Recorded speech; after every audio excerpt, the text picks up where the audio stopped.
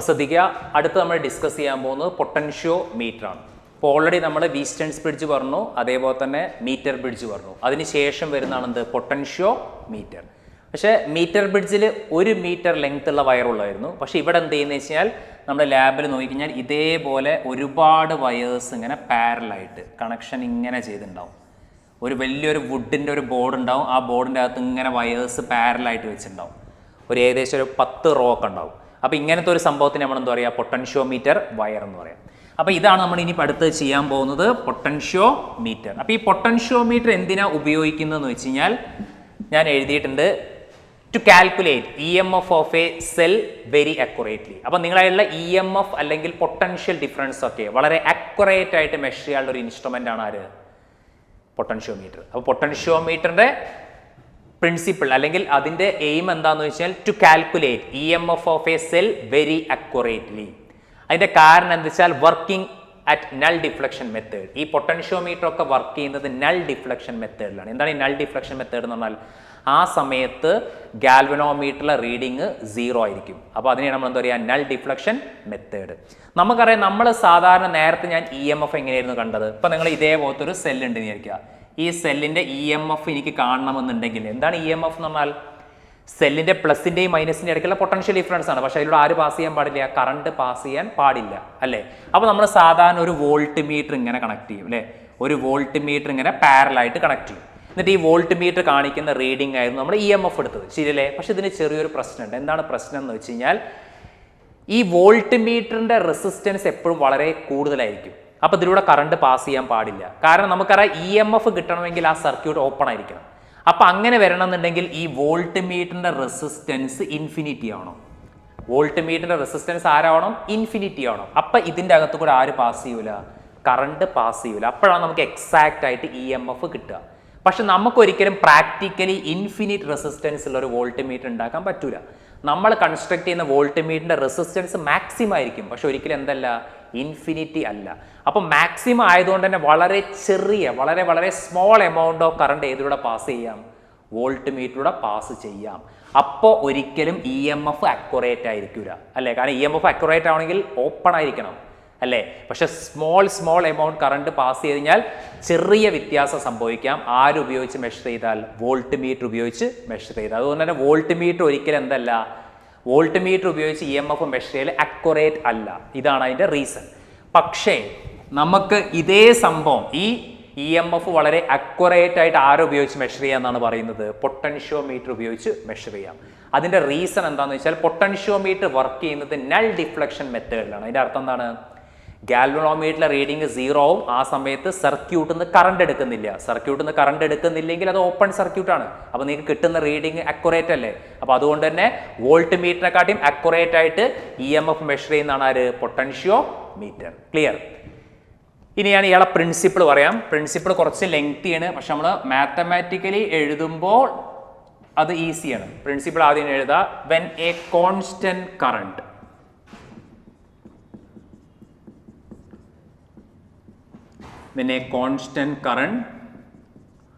flowing through a wire of uniform cross section, potential difference across any portion of the wire. Potential difference across any portion of the wire is directly proportional to length of that portion. Length of that portion. Length of that portion. അപ്പോൾ confusion വേണ്ട. Principle കുറച്ച് ലെങ്തിയാണ്, പക്ഷെ നമ്മൾ mathematically ചെയ്യുമ്പോൾ അത് കുറച്ചും കൂടി എളുപ്പമാണ്. അവരെന്താ പറയുക? When constant current flowing through A wire. അപ്പോൾ നിങ്ങളെല്ലാം പൊട്ടൻഷ്യോമീറ്റർ വയർ ഉണ്ടാവും. ഞാൻ പറഞ്ഞു ഒരുപാട് നീളമുള്ള ഒരുപാട് റോസ് ഉള്ള വയറുണ്ട്. അതിലൂടെ പാസ് ചെയ്യുന്ന ആര് കോൺസ്റ്റന്റ് ആക്കണം? കറണ്ട് നിങ്ങൾ കോൺസ്റ്റന്റ് ആക്കണം എക്സ്പെരിമെന്റ് ചെയ്യുമ്പോൾ.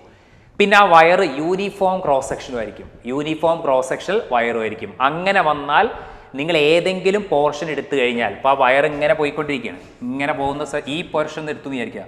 അപ്പോൾ ഈ പോർഷനിൽ എടുത്തു കഴിഞ്ഞാൽ potential difference across any portion of the wire. അപ്പോൾ ഈ പോർഷന്റെ പൊട്ടൻഷ്യൽ ഡിഫറൻസ് കാണാൻ നിങ്ങൾ അവിടുത്തെ കറസ്പോണ്ടിങ് ആയിട്ട് എന്ത് കണ്ടാൽ മതി? Is directly proportional length of that portion. ഇവിടുത്തെ ലെങ്ത് കണ്ടാൽ മതി എന്നാണ് ഇവർ പറയുന്നത്. ചുരുക്കി പറഞ്ഞാൽ പൊട്ടൻഷ്യൽ ഡിഫറൻസോ EMF കാണാൻ നമ്മൾ ജസ്റ്റ് എന്ത് കണ്ടാൽ മതി? അയാളെ ലെങ്ത് കണ്ടാൽ മതി എന്നാണ് പറയുന്നത്. ലെങ്ത് എന്നാൽ ബാലൻസിങ് ലെങ്ത് ആയിരിക്കും. എന്താണ് ഈ ബാലൻസിങ് ലെങ്ത് എന്ന് അർത്ഥം? ആ സമയത്ത് galvanometer shows null deflection. Simply നമ്മൾ പറഞ്ഞു കഴിഞ്ഞാൽ ഇത്രയുള്ള സംഭവം നമ്മൾ ഓൾറെഡി പഠിച്ചിട്ടുണ്ട്. V = എന്താണ്? IR പഠിച്ചിട്ടില്ലേ? ഓംസ് ലോ പ്രകാരം V = IR. ആറിനൊക്കെ റീപ്ലേസ് ചെയ്യാൻ പറ്റും I × ρl/A. ക്ലിയർ ആണോ? കാരണം R = ρl/A. ഇനി നിങ്ങൾ നോക്കുക, ഇപ്പൊ ഇതാണ് നിങ്ങളെ പൊട്ടൻഷ്യോമീറ്റർ വയർ. അപ്പൊ അതിലൂടെ പാസ് ചെയ്യുന്ന ആര് കോൺസ്റ്റന്റ് ആക്കിയാൻ? ഓൾറെഡി I നിങ്ങൾ കോൺസ്റ്റന്റ് ആക്കി. അപ്പൊ അതിലൂടെ പാസ് ചെയ്യുന്ന കറണ്ട് നിങ്ങൾ കോൺസ്റ്റന്റ് ആക്കുക ഫസ്റ്റ്. പിന്നെ ആ മെറ്റീരിയൽ റെസിസ്റ്റിവിറ്റി ഓൾറെഡി കോൺസ്റ്റന്റ് അല്ലേ? ആ മെറ്റീരിയൽ ഉണ്ടാക്കിയ റെസിസ്റ്റിവിറ്റി കോൺസ്റ്റന്റ്. പിന്നെ അത് യൂണിഫോം ക്രോസ് സെക്ഷനുമാണ്. അപ്പൊ ഏരിയയും കോൺസ്റ്റന്റ് ആയിരിക്കും. അപ്പൊ നമ്മളൊരു പൊട്ടൻഷ്യോമീറ്റർ ചെയ്യുന്ന സമയത്ത് ഇതൊക്കെയാണ് ശ്രദ്ധിക്കേണ്ടത്. ഓൾറെഡി ആ മീറ്റർ നിങ്ങൾ എടുത്തു കഴിഞ്ഞാൽ, എക്സ്പെരിമെന്റ് എടുത്തു കഴിഞ്ഞാൽ ഓൾറെഡി ആ മെറ്റീരിയലിന്റെ റോയും എ ഒക്കെ കോൺസ്റ്റന്റ് ആണ്. പിന്നെ നിങ്ങൾ ആ സർക്യൂട്ടിലൂടെ പാസ് ചെയ്യുന്ന ആരും കോൺസ്റ്റന്റ് ആക്കണം.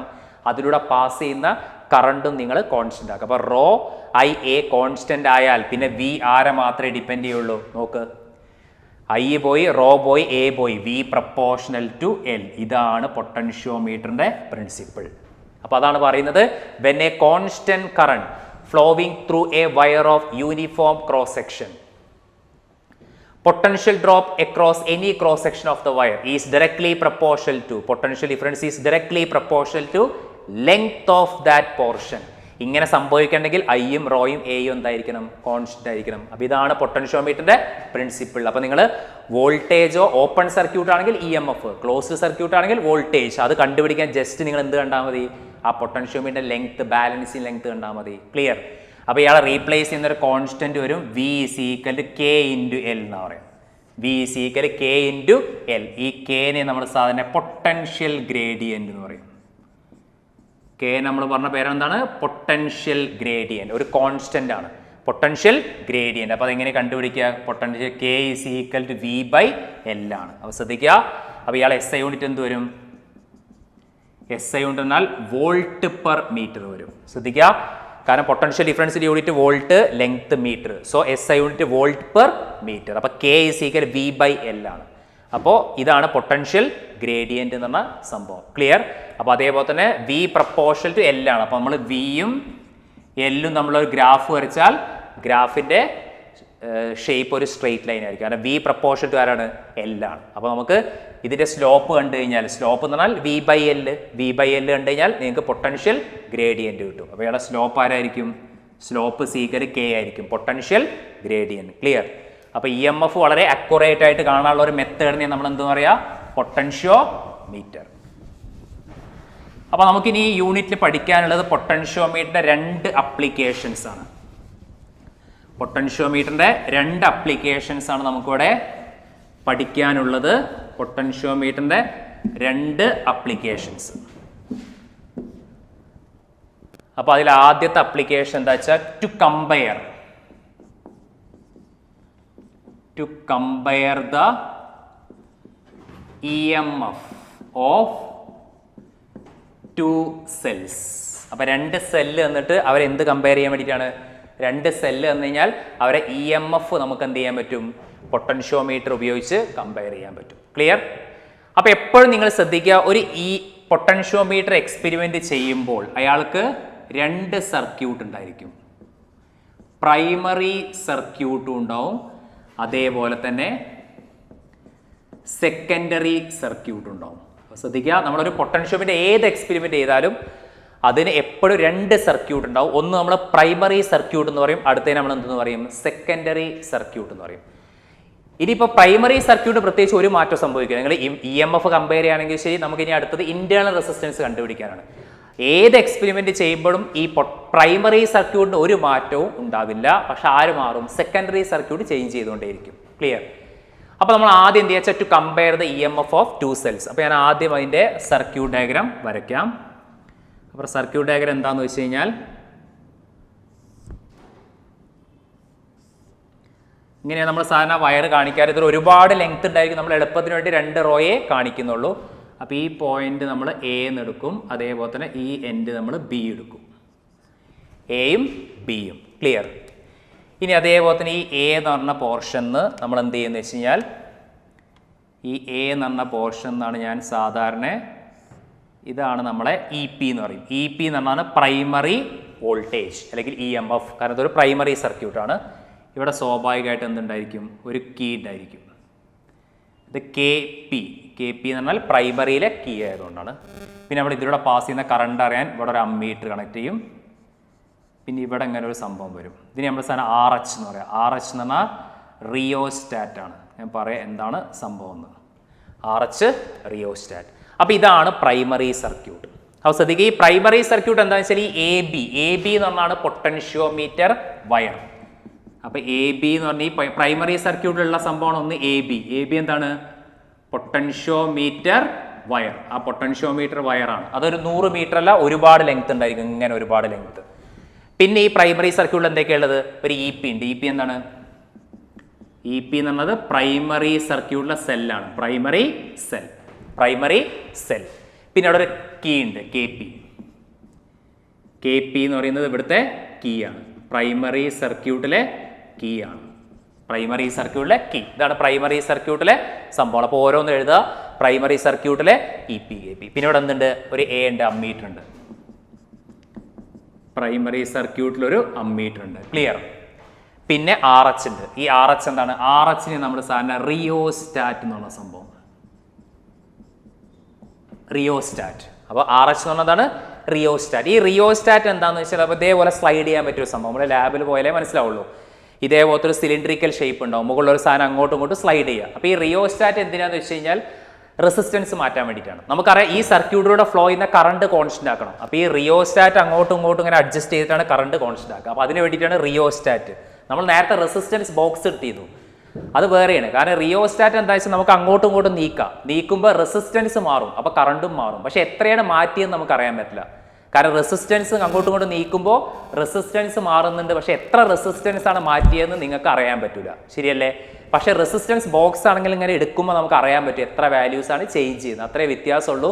അപ്പോൾ ഈ RH എന്ന് പറയുന്നത് ഒരു റെസിസ്റ്റൻസ് ചേഞ്ച് ചെയ്യാൻ വേണ്ടി ഉപയോഗിക്കുന്ന ഒരു സംഭവം. അതിനെ പറഞ്ഞ പേരാണ് എന്ത്? റിയോസ്റ്റാറ്റ്. അപ്പോൾ ഇതാണ് പ്രൈമറി സർക്യൂട്ട്. അപ്പോൾ എല്ലാത്തിലും പ്രൈമറി സർക്യൂട്ട് എന്തായിരിക്കും? സെയിം ആയിരിക്കും. ക്ലിയർ? അപ്പോൾ ഇതാണ് നമ്മൾ പ്രൈമറി സർക്യൂട്ട് എന്ന് പറഞ്ഞ സംഭവം. ഇനിയാണ് ഞാൻ ഇതിലേക്ക് സെക്കൻഡറി സർക്യൂട്ട്. ഇനി അടുത്ത ഞാൻ വരയ്ക്കാൻ പോകുന്നത് സെക്കൻഡറി സർക്യൂട്ടാണ്. അപ്പോൾ സെക്കൻഡറി സർക്യൂട്ട് ശ്രദ്ധിക്കുക. ഞാൻ ഈ ബ്ലാക്ക് പോർഷനിൽ വരയ്ക്കുന്നതൊക്കെ സെക്കൻഡറി സർക്യൂട്ടാണ്. അപ്പോൾ അത് E1 എടുത്തു, ഇത് E2 എടുത്തു. കാരണം നമ്മുടെ എയിം എന്താണ്? To compare the EMF of 2 cells. അപ്പോൾ ഈ സെല്ല് നിങ്ങൾ നോക്കേണ്ടത് പ്രൈമറി സെല്ലാണ്. ഈ 2 സെല്ലിൻ്റെ EMF ആണ് നമ്മൾ കമ്പയർ ചെയ്യാൻ പോകുന്നത്. അപ്പോൾ ഒരു സെല്ല് E1, അടുത്ത സെല്ല് E2.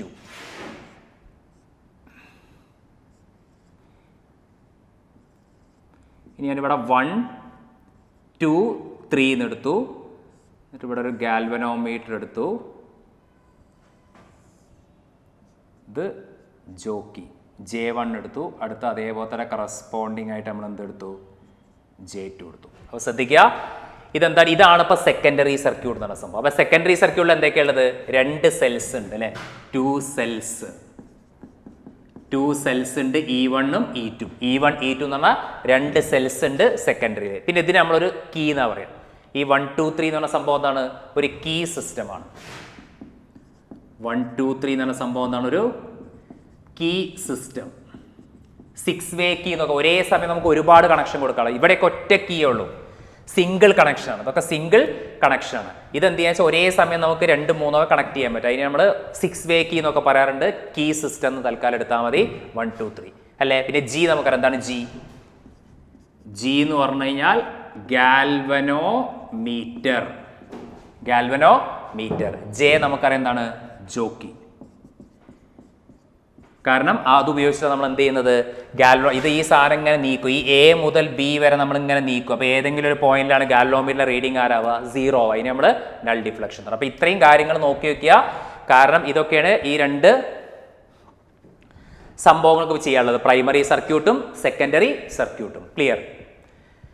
അപ്പോൾ ഇനി നമ്മൾ എയിം എന്താണെന്ന് വെച്ച് കഴിഞ്ഞാൽ ആദ്യം നമ്മൾ പ്രൈമറി സർക്യൂട്ടാണ് നോക്കേണ്ടത്. പ്രൈമറി സർക്യൂട്ടിലെ ഈ കീ എന്ത് ചെയ്യുക? ക്ലോസ് ചെയ്യുക. എന്നിട്ട് ഈ റിയോസ്റ്റാറ്റ് അഡ്ജസ്റ്റ് ചെയ്തിട്ട് ഈ പ്രൈമറി സർക്യൂട്ടിലെ കറണ്ട് കോൺസ്റ്റന്റ് ആക്കുക. കാരണം നമ്മളെ പ്രിൻസിപ്പിൾ തന്നെ എന്താണ്? വി പ്രപ്പോസ്, ഞാനിത് വായിക്കുകയാണ്, പ്രൈമറി സർക്യൂട്ടും സെക്കൻഡറിയും. അപ്പോൾ നമ്മളെ എയിം എന്താ വെച്ചാൽ വി പ്രപ്പോർഷണൽ ടു ആരാണ്? വി പ്രപ്പോർഷണൽ ടു എൽ ആണ്. നമ്മളെ പ്രിൻസിപ്പിൾ തന്നെ പറയുന്നത് എന്താണെന്ന് വെച്ച് കഴിഞ്ഞാൽ വി പ്രപ്പോർഷണൽ ടു എന്താണ്? എൽ ആണ് അല്ലേ? അപ്പൊ നമ്മൾ ആദ്യം എന്ത് ചെയ്യുന്നത് വെച്ച് കഴിഞ്ഞാൽ എന്ത് ചെയ്യണം? പ്രൈമറി സർക്യൂട്ട് ക്ലോസ് ചെയ്യുക. അപ്പോൾ നമ്മൾ ഫസ്റ്റ് ചെയ്യേണ്ടത് വെച്ചാൽ ക്ലോസ് പ്രൈമറി സർക്യൂട്ട്. ആ പ്രൈമറി സർക്യൂട്ട് ക്ലോസ് ചെയ്യുക. അപ്പോൾ ഈ പ്രൈമറി സർക്യൂട്ട് ഞാൻ ക്ലോസ് ചെയ്യുക. അഡ്ജസ്റ്റ് ആർ എച്ച്, റിയോസ്റ്റാറ്റ് എന്ത് ചെയ്യുക? അഡ്ജസ്റ്റ് ചെയ്യുക. പ്രൈമറി സർക്യൂട്ട് ക്ലോസ് ചെയ്തു, ആര് അഡ്ജസ്റ്റ് ചെയ്തു? റിയോസ്റ്റാറ്റ് അഡ്ജസ്റ്റ് ചെയ്തു. എന്നിട്ട് എന്ത് ചെയ്യുക? Make constant current in primary circuit. എന്നിട്ട് നിങ്ങൾ പ്രൈമറി സർക്യൂട്ടിലെ കറണ്ട് എന്താക്കുക? കോൺസ്റ്റന്റ് ആക്കുക. അപ്പോൾ പ്രൈമറി, പിന്നെ നിങ്ങൾ ഈ എക്സ്പെരിമെന്റ് കഴിയുന്നത് വരെ ഒരു മാറ്റവും പ്രൈമറി സർക്യൂട്ട് വരുത്താൻ പാടില്ല. അപ്പോൾ നിങ്ങൾ ആദ്യം എന്ത് ചെയ്യാം? മീൻസ് ഈ കീ ക്ലോസ് ചെയ്യുക, ഈ റിയോസ്റ്റാറ്റ് കുറച്ച് നീക്കുക, എന്നിട്ട് അമ്മീറ്റിലെ കറണ്ട് ഇപ്പോൾ ഒരു 4 ആംപിയർ ആണെങ്കിൽ ഈ എക്സ്പെരിമെന്റ് കഴിയുന്നവരെ 4 ampere. That means current constant ആയിരിക്കണം, എന്നാലേ വി പ്രപ്പോർഷണൽ എല്ലാം ഉള്ളൂ. നമ്മൾ പറഞ്ഞു പ്രിൻസിപ്പിൾ. അപ്പോൾ close the primary circuit, adjust rheostat, make constant current in the primary circuit. അപ്പോൾ അതോടുകൂടി പ്രൈമറി സർക്യൂട്ടിന്റെ കഴിഞ്ഞ പരിപാടി. ഇനി നമ്മൾ നോക്കേണ്ടത് എന്താണ്? സെക്കൻഡറി സർക്യൂട്ടാണ്. അപ്പോൾ അടുത്തത് ഇതാണ് ഫസ്റ്റ് സ്റ്റെപ്പ് നിങ്ങൾ ചെയ്യേണ്ടത്. സെക്കൻഡ് എന്താണെന്ന് വെച്ചാൽ സെക്കൻഡറി സർക്യൂട്ടിൽ എന്ത് വെച്ചാൽ E1 E2 ഉണ്ട്. ആദ്യം നിങ്ങൾ എന്ത് വെച്ചാൽ ഈ 1 3 ക്ലോസ് കീ 1 and 3. അപ്പോൾ ആദ്യം നിങ്ങൾ ഏത് കീ ക്ലോസ് ചെയ്യണം? 1 3 ഇടയ്ക്കിൽ ഈ കീ നിങ്ങൾ ക്ലോസ് ചെയ്യുക. അപ്പോൾ ആര് ആക്റ്റീവ് ആവും? ഇപ്പം ഇങ്ങനെ കറണ്ട് പോകാൻ പറ്റും. കാരണം ഈ കീ ക്ലോസ് ചെയ്താൽ ഇതിലൂടെ കറണ്ട് പോവുള്ളൂ. ആദ്യം ഇത് ഓപ്പൺ ആണ്, ഇപ്പോൾ ഇത് ഓപ്പൺ ആണ്, ഇത് ക്ലോസ്ഡ് ആയി. അപ്പോൾ ആര് ആക്റ്റീവായി? E1 active. ശരിയാണോ? E1 എന്നുള്ള സെല്ല് ആക്റ്റീവായി, E2 ആക്റ്റീവ് അല്ല. കാരണം E2 കണക്ട് ചെയ്തില്ല, അത് ഓപ്പൺ ആണ്. അപ്പോൾ നിങ്ങൾ എന്ത് ചെയ്യാന്ന് വെച്ചാൽ അതിനാണ് ഈ കീ സിസ്റ്റം ഉപയോഗിക്കുന്നത്. അപ്പോൾ ആദ്യം 1 3 1 3 ഇടയ്ക്ക് നിങ്ങൾ ക്ലോസ് ചെയ്യുക. ക്ലോസ് ചെയ്യുമ്പോൾ അതിലൂടെ കറണ്ട് പാസ് ചെയ്യും. അപ്പോൾ ആര് ആക്റ്റീവ് ആവും? E1 ആക്റ്റീവ് ആവും. ക്ലിയർ? എന്നിട്ട് നിങ്ങൾ എന്ത് വെച്ചാൽ ഈ ജെ എന്ന് പറഞ്ഞ സംഭവം, ഈ ജോക്കി, ആ ജോക്കി എന്നുള്ള സംഭവം എയിൽ വെച്ചിട്ട് ഇങ്ങനെ മൂവ് ചെയ്യുക. മൂവ് ചെയ്ത് ഏതെങ്കിലും ഒരു പോയിന്റിൽ എത്തുമ്പോൾ ഗാൽവനോമീറ്റർ ഷോസ് നൾ ഡിഫ്ലക്ഷൻ. അപ്പോൾ അവിടെ നിങ്ങൾ സ്റ്റോപ്പ് ചെയ്യണം. അപ്പോൾ ഈ ജെ എന്ന് പറഞ്ഞ സംഭവം എന്ന് ഇങ്ങനെ മൂവ് ചെയ്ത് ഇവിടെ എത്തിയപ്പോൾ ഗാൽവനോമീറ്റർ ഷോസ് നൾ ഡിഫ്ലക്ഷൻ. അപ്പോൾ അവിടെ സ്റ്റോപ്പ് ചെയ്യുക അല്ലേ? അപ്പോൾ എന്താണ്? മൂവ്. ഇനി അടുത്ത എന്താ വെച്ചാൽ move J from A to B until galvanometer shows null deflection. അപ്പോൾ ജോക്കി എ നിന്ന് ബിയിലേക്ക് മൂവ് ചെയ്യുക until the galvanometer shows null deflection. ഇപ്പോൾ ഈ പോയിന്റിൽ നിങ്ങൾക്ക് നൾ ഡിഫ്ലക്ഷൻ കിട്ടി. ക്ലിയർ? അപ്പോൾ നമ്മുടെ പ്രിൻസിപ്പിൾ എന്താണ്? വി പ്രപ്പോർഷണൽ ടു എൽ അല്ലേ? നമ്മുടെ പ്രിൻസിപ്പിൾ നമുക്കറിയാം V proportional to L. Clear? അപ്പോൾ നമുക്ക് എന്ത് ചെയ്യാം? വിക്ക് വരെ നമുക്ക് E1 എടുക്കാം. കാരണം ഇതിപ്പോൾ ഗാൽവനോമീറ്റർ ഷോസ് നൾ ഡിഫ്ലക്ഷൻ ആയി. നൾ ഡിഫ്ലക്ഷൻ ആയപ്പോൾ അതിൽ കറണ്ട് ഇല്ലെങ്കിൽ അത് EMF ആയിരിക്കും. കറക്റ്റ്? അപ്പോൾ നമുക്ക് എന്ത് എഴുതാം? E1 proportional to L1. E1 proportional to L1 അല്ലേ? ഇതിൽ L1 എന്ന് പറഞ്ഞാൽ ആരാണ്? L1 എന്ന് പറയുന്നത് ബാലൻസിങ് ലെങ്ത് എന്ന് പറഞ്ഞു. Balancing length of E1. ആ E1 എന്ന് പറഞ്ഞ സെല്ലിന് കറസ്പോണ്ടിങ് ആയി. കാരണം വി പ്രപ്പോർഷണൽ എല്ലാം നമ്മുടെ പ്രിൻസിപ്പിൾ. ഇപ്പോൾ ഇത് കറണ്ട് ഫ്ലോ ചെയ്യുന്നില്ല, കറണ്ട് ഫ്ലോ ചെയ്യാത്തതുകൊണ്ട് നമുക്ക് എന്ത് ചെയ്യാം? വിക്ക് വരം E എടുക്കുക. അപ്പോൾ E പ്രപ്പോർഷണൽ ടു L1. അപ്പോൾ നമുക്ക് എന്ത് കിട്ടി? L1 എന്ന് പറയുന്നത് balancing length corresponds to E1. E1 എന്ന് പറഞ്ഞ സെല്ലിന് കറസ്പോണ്ടിങ് ആയിട്ട് ബാലൻസിങ് ലെങ്ത്. മനസ്സിലായിട്ടുണ്ടോ? അപ്പോൾ ഇതാണ് equation 1. E1 proportional to L1. Clear? അപ്പോൾ അത് കഴിഞ്ഞു. ഇനി നിങ്ങൾ ചെയ്യേണ്ട കാര്യം എന്താ വെച്ചാൽ ഈ കീ ഇവിടെ നിർത്തി ഒഴിവാക്കുക. എന്നിട്ട് ആരെ ക്ലോസ് ചെയ്യുക? ഈ 2 3 ഇടയ്ക്ക് ക്ലോസ് ചെയ്യാം അല്ല? അപ്പോൾ അടുത്ത എന്താ ചെയ്യേണ്ടത്? സെക്കൻഡ് ക്ലോസ് കീ ഏതാണ്? 2 and 3. അപ്പോൾ ആരെ ആക്റ്റീവ് ആവും? സോ E2 ആക്റ്റീവ് ആവും. മനസ്സിലാവുന്നുണ്ടോ? E2 ആക്റ്റീവ് ആവും. അപ്പോൾ നമ്മൾ ഇവിടെ ഇയാൾ ഓപ്പൺ ആയി, ഇയാൾ ആക്റ്റീവായി. ക്ലിയർ? അപ്പോൾ ഈ 2 3 ഇടയ്ക്കുള്ള കീ ക്ലോസ് ചെയ്യുമ്പോൾ ഇയാൾ ആക്റ്റീവായി. ഇതേ പ്രോസസ്സ് റിപ്പീറ്റ് ചെയ്യുക. എന്താണ് പ്രോസസ്സ്? എഗെയിൻ ഈ ജെ എന്ന് പറഞ്ഞ സംഭവം ഇങ്ങോട്ട് മൂവ് ചെയ്ത് ഇവിടെ എത്തുമ്പോഴാണ് നൾ ഡിഫ്ലക്ഷൻ കിട്ടിയിട്ടുണ്ടാവുക. നേരത്തെ ഇവിടെ കിട്ടിയത് E1-നാണ്. ഇപ്പോൾ ഇവിടെ കിട്ടിയ ആർക്കാണ്? E2. അതാണ് ഈ ഡോട്ടർ കാണിച്ചത്. അപ്പോൾ ഇങ്ങനെ മൂവ് ചെയ്തു. Repeat the same. ക്ലിയർ? അപ്പോൾ നമുക്ക് കറസ്പോണ്ടിങ് ആയിട്ട് എന്ത് കിട്ടും? E2ന് കറസ്പോണ്ടിങ് ആയിട്ട് ബാലൻസിംഗ് ലെങ്ത് കിട്ടും. E2 proportional to L2. അപ്പോൾ L2 എന്താണ്? L2 എന്ന് പറയുന്നത് balancing length of E2. Balancing length for E2. Balancing length for E2. Clear? ഇനി നമുക്കറിയാം E1 is equal to L1 എന്ന് എന്താണ് ചേർത്ത അർത്ഥം? പൊട്ടൻഷ്യൽ ഗ്രേഡിയന്റ് ആയിരിക്കും, കാരണം കോൺസ്റ്റന്റ് അല്ല. അപ്പോൾ E1 is equal എന്ത് വരും? E1 is equal to KL1. അതേപോലെ തന്നെ E2 എന്ത് വരും? KL2. അവർ രണ്ടും കൂടി ഡിവൈഡ് ചെയ്താൽ മതി. ഡിവൈഡ് ചെയ്യുമ്പോൾ എന്ത് കിട്ടും? E1 by E2 is nothing but equal എന്ത് കിട്ടും? L1 by L2. ഇങ്ങനെയാണ് to compare the EMF of two cells. Clear? അപ്പോൾ ഈ പൊട്ടൻഷ്യോമീറ്റർ ഉപയോഗിച്ച് നമുക്ക് EMF കമ്പയർ ചെയ്യാൻ നമുക്ക് EMFോ അല്ലെങ്കിൽ വോൾട്ടേജോ ടെർമിനൽ വോൾട്ടേജോ ഇന്റേണൽ റെസിസ്റ്റൻസ് അതൊന്നും ആവശ്യമില്ല. എന്ത് മാത്രം കണ്ടുപിടിച്ചാൽ മതി? ബാലൻസിംഗ് ലെങ്ത് മാത്രം കണ്ടുപിടിച്ചാൽ മതി. അപ്പോൾ E1 by E2 ഇസിക്കൽ എന്ത് വരും? L1 by L2. അപ്പോൾ ഈ E1 എന്ന് പറയുന്നത് എന്താണ്? E1 എന്നുള്ള സെല്ലിന് കറസ്പോണ്ടിങ് ആയിട്ടുള്ള ബാലൻസിംഗ് ലെങ്ത് ആണ് L1. E2 എന്ന് പറഞ്ഞ സെല്ലിന് കറസ്പോണ്ടിങ് ആയിട്ടുള്ള ബാലൻസിംഗ് ലെങ്ത് ആണ് L2. അവരെ റീപ്ലേസ് ചെയ്യുന്ന കോൺസ്റ്റന്റ് പൊട്ടൻഷ്യൽ ഗ്രേഡിയന്റ്, അത് കോൺസ്റ്റന്റ് ആയിരിക്കും. അപ്പോൾ E1 by E2 is equal L1 by L2. അപ്പോൾ നമുക്ക് EMF കമ്പയർ ചെയ്യാൻ ജസ്റ്റ് അവർ എന്ത് മാത്രം കണ്ടുപിടിച്ചാൽ മതി? ബാലൻസിംഗ് ലെങ്ത് കണ്ടുപിടിച്ചാൽ മതി. എന്താണ് ഈ ബാലൻസിംഗ് ലെങ്ത്? ആ പോയിന്റിൽ galvanometer shows null deflection. Clear?